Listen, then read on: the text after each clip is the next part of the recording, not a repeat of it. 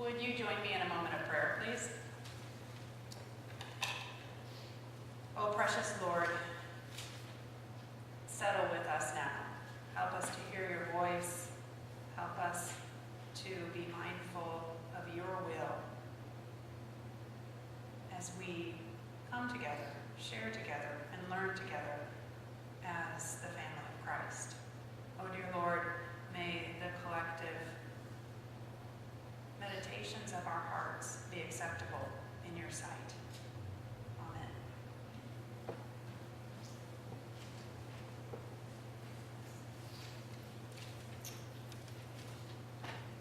A new command I give you, love one another. As I have loved you, so you must love one another. By this, everyone will know that you are my disciples if you love one another.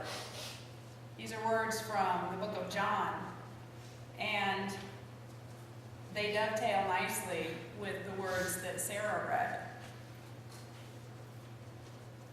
And it makes me wonder, how do we love? How do we clothe ourselves with kindness and compassion and humility in the world today? How do we put on that love that Jesus is talking about? How do we show that compassion? In the face of evil, tragedies, inadequacies, sorrow, hurt, in this world that is so good at tearing us apart, fragmenting us, and telling us all about pain. How do we live as Christ's people? It's interesting that in Colossians, Paul faces much of the same. So in the reading that Sarah read from Colossians, we find that the members of the church at Colossae are beginning to stray a bit. They're looking towards false prophets and false teachers. And Paul is writing to them from a jail cell in Rome, and he is trying to help them understand how to live as Christ's people. If we were to look at the passages right before what Sarah read, you would see that he is telling them what not to do. They are to put to death whatever belongs to your earthly nature.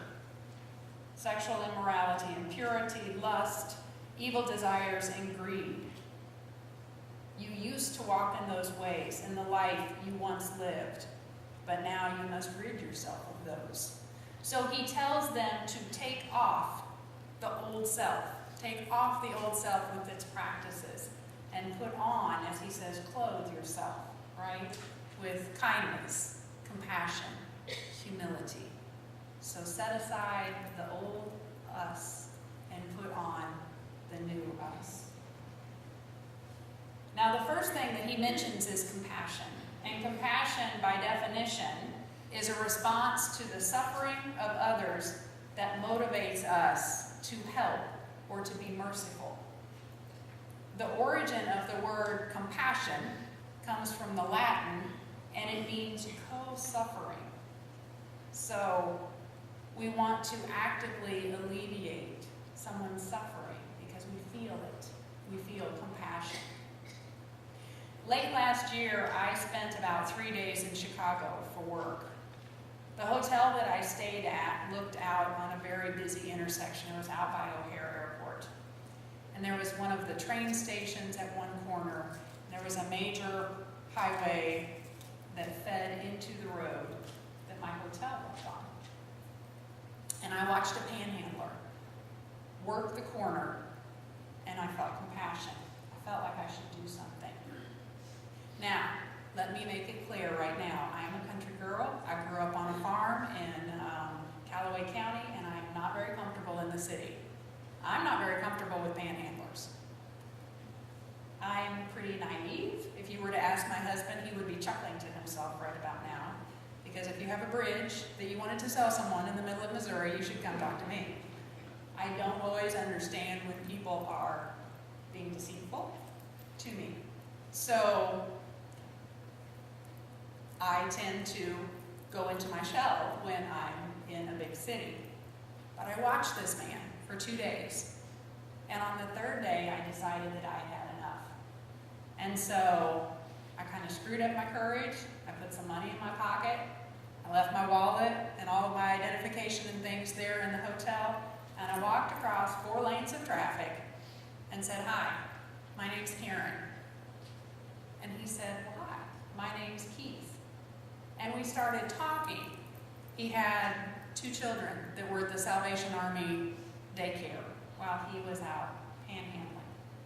He was hoping to have back surgery later in the next week or so that he could get back on his feet, get back to having a job and a livelihood. So I stood with him while he panhandled and asked passing cars for money, talked to him about his kids, and told him I'd pray for him.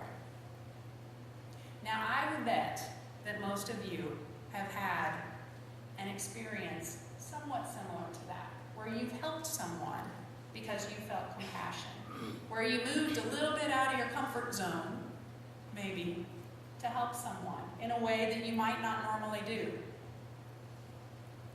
And if you're like me, you can also recall some times when maybe you didn't respond to that urge, to that sense of compassion, because it maybe was a little too far outside your comfort zone.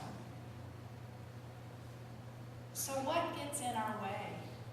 What gets in our way of responding to that call to clothe ourselves in compassion, kindness, humility, essentially to love like Christ is telling us?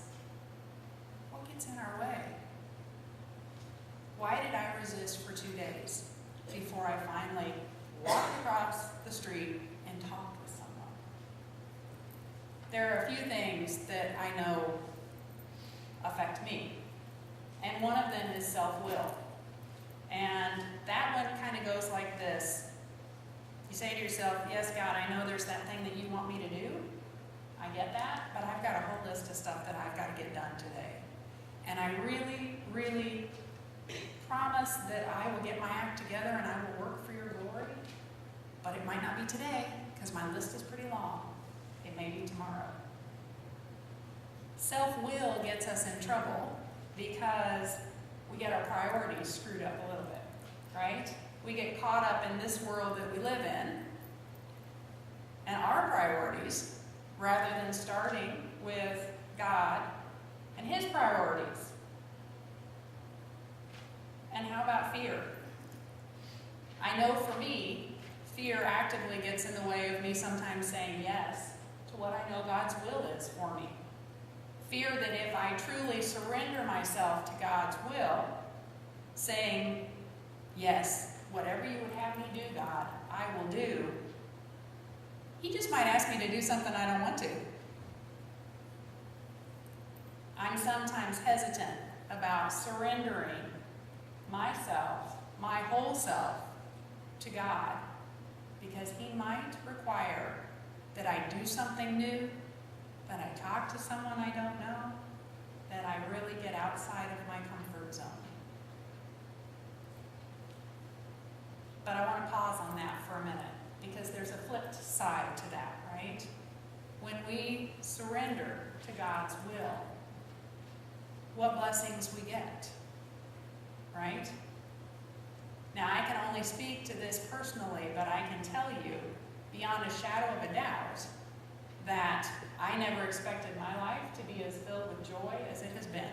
There has been sorrow as well, but there has been incredible joy and incredible opportunities and adventure that I got because I said yes to God's will. Sometimes. Not all the time, but sometimes. Thanks be to God that He is not limited by our fears, right? And finally, the thing that I think gets in our way is what if our help is rejected? What if we take that bold step? We step outside our comfort zone and somebody says, "Not here. Move it along. Not here." I'm rereading this little book called 3 Simple Rules, A Wesleyan Way of Life. I'm sure some of you have read it by Reuben Job. It is a very, very small book that reads really simple and works really hard. According to John Wesley's teachings, Reuben Job breaks living down into 3 simple rules. The first one is do no harm. The second one is do good. And the third one is stay in love with the Lord. Now, in the second section of the book on doing good, he addresses this fear, this notion of what happens if our good works are rejected. And he says, the truth is that my gift of goodness may be rejected, ridiculed, and misused. But my desire to do good is not limited by the thoughts or actions of others. My desire to do good is in response to God's invitation to follow Jesus. And that is in my control. I can determine to extend hospitality and goodness to all I meet, even to those who disagree with me. Remember in the reading from Peter where it said, extend hospitality without grumbling? That. I will have the reward of knowing I did what was right and pleasing to God. That reward is not canceled or diminished by the response that I get to my acts of goodness. I will still be identified, known, and loved as a child of God. What could be a greater reward than this? It's important to remember that even though an act of kindness may be rejected, the rejection is not something to dwell on. Job points out that the reward is that we perform an act of kindness, not what we receive for that act of kindness. It reminds me in a kind of a way of waving to people when you meet them on the road.